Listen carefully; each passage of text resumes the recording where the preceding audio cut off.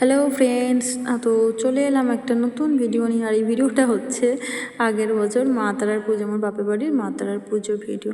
তো ভিডিওটা খুঁজতে খুঁজতে দেখলাম এই ভিডিওটা রয়ে গেছে, এডিট করা হয়নি। আসলে এত ভিডিও মনেই থাকে না কোনটা এডিট করব, কোনটা করতে করতে ভুলে গেছি। অনেক ভিডিও এরকম ফোনে পড়ে আছে, এডিটই করা হয়নি। তো ভাবলাম যে তোমাদের সাথে শেয়ার করেই দিই, আর এটা একটা স্মৃতি হয়েও থাকবে আমার জীবনে। তো আমাদের প্রতি বছর ভাদ্র মাসে আমার মায়ের বাড়িতে মা তারার পুজো হয়। ওইভাবে ঘর সাজানো হয় প্রতি বছর। আর ফাল্গুন মাসে জন্মদিন পালন করা হয়, আর ভাদ্র মাসে হচ্ছে মা তারার পুজো করা হয়, আমাদের কৌশিক অমাবস্যায় পুজো করা হয়। অনেক ভক্তরা আসে, মা তারার অনেক ভক্তরা আসে, অনেক উপকার পেয়েছে, মা তারাকে বিশ্বাস করে ভালোবাসে। ঘর দোর সাজানো হয়েছিল, আর এইভাবে আর বৃষ্টি হচ্ছিলো। ভাদ্র মাস মানেই জানো প্রচুর বৃষ্টি হয়। সুন্দর করে আমাদের ঘরটা সাজানো ছিল, মায়ের বাড়িটা আর মা তারার ঘরটা সুন্দর করে সাজানো হয়েছিল। বামুন ঠাকুর চলে এসেছিলো। আমরা সবাই মিলে সব জোগাড়জাতি করছি, অল্প কিছু ভক্তদের খাওয়ানো হয়, খিচুড়ি আলুর দম করে। আর এবার একটু লাইট দিয়ে সাজানো হয়েছিল, অন্যবার এতটাও করা হয় না। এবার একটু লাইট দিয়ে, লাইট যে দেয় আমাদের, সেই কিন্তু এগুলো ফ্রিতে করে দেয়। সে প্রতি বছরই বলে রেখেছে যে জেঠিমা এটা আমি আমার তরফ থেকে দেবো, এটা করতে হবে না, টাকা দিতে হবে না।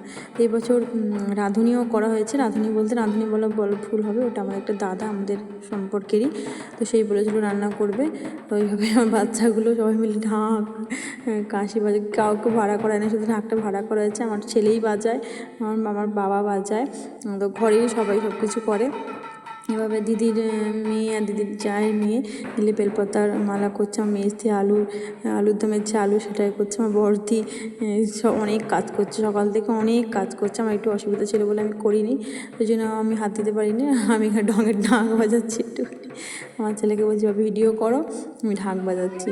তো একটু মজা করছিলাম সবাই মিলে। সত্যি কথা বলতে এই মা তারার পুজোতে না একটা আলাদাই আবেগ। সেই ছোট্ট থেকে দেখে আসছে আমার মা সেই ছোট্ট একটা পটে প্রথমে পুজো করতো, তারপর ঘট হলো, ঘর থেকে একটা মূর্তি হলো। অনেক স্মৃতি, অনেক কিছু জড়িয়ে আছে এই মা তারার সাথে।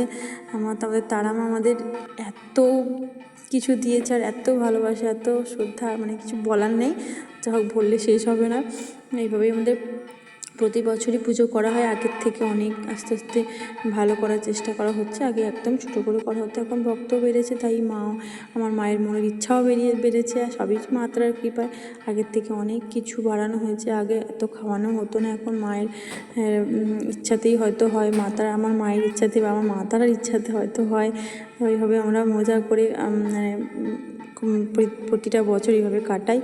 আর আগামী বছর আরও ভালো করে কিছু করার প্রচণ্ড স্বপ্ন আছে, জানি না কতদূর পূর্ণ হবে, সবই মা তারার কৃপা। তো বাচ্চাগুলো এভাবে বাজি নিয়ে ছ্যাবলামি করছিল। তারপরে অনেক রাত হয়ে গেছিলো, ভক্তরা তাদেরকেও খেতে দিতে হবে, এই জন্য সব কিছু রেডি করা হচ্ছে। আর বেশি আগের বছরের থেকে একটু বেশি কয়েকজন হয়েছিল, কিন্তু প্রতি বছরই সবাই কিন্তু আসে, যতই ঝড় বৃষ্টি হোক বাড়িতে অনেক ভক্তরা আসে। তারা নিজেরাই বলে, বাবা যখন পুজো করতে যায়, যে আমরা কিন্তু যাব, ঠিক আছে, না বলুন বাবা। আমাদের তো সবসময় বলা হয় যে না বলার দরকার নেই, জানা আছে সবার এই দিনে পুজো হয়, তো আপনারা সবাই চলে আসবেন, কোনো অসুবিধা নেই। তো সবাই কিন্তু কাউকে নিমন্ত্রণও করা হয় না, ঠিক আছে, এমনভাবেই রান্না করা হয়, ভোগ রান্না করা হয়।